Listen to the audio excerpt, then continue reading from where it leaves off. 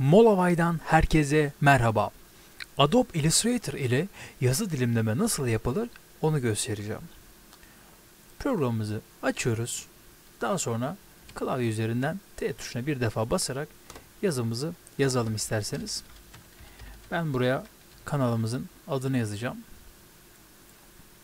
Şöyle Shift tuşuna basarak yazımı büyütüyorum.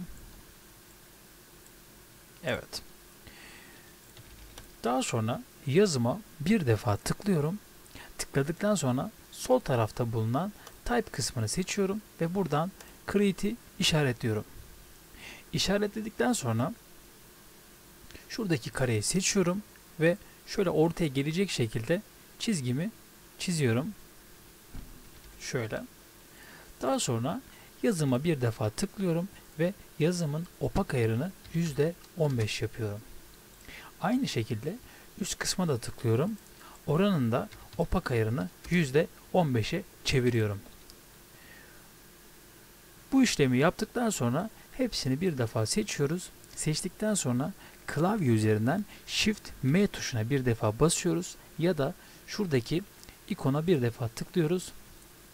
Tıkladıktan sonra klavye üzerinden alt tuşuna basılı tutarak ekranda eksi işareti geldiği zaman hemen şuradaki alanlara bir defa şöyle tıklıyoruz. Beyaz olsun diye. Aynı şekilde üst kısmı da siliyoruz.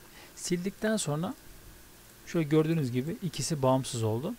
Şimdi şu kısma geliyorum. Buranın opak ayarını 100'e çeviriyorum. Alt kısma geliyorum. Bunun da opak ayarını şöyle 25 yapıyorum. Gördüğünüz gibi. Daha sonra şuradan kareyi seçiyorum. Şöyle daha iyi görmeniz için.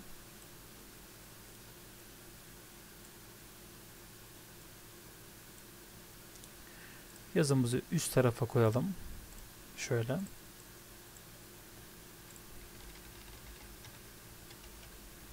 Evet. Evet, gördüğünüz gibi işlemimiz bu kadardı. Umarım videoyu beğenmişsinizdir. Kendinize iyi bakın. Hoşça kalın.